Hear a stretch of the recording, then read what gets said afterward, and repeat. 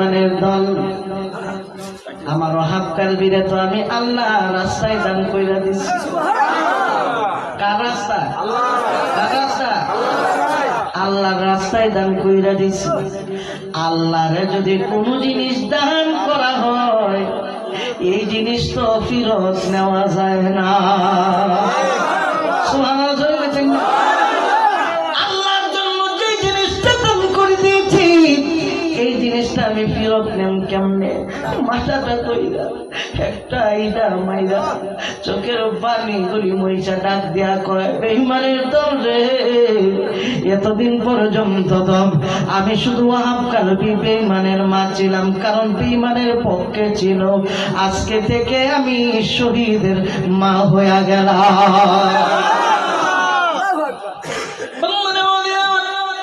এইবার আসলে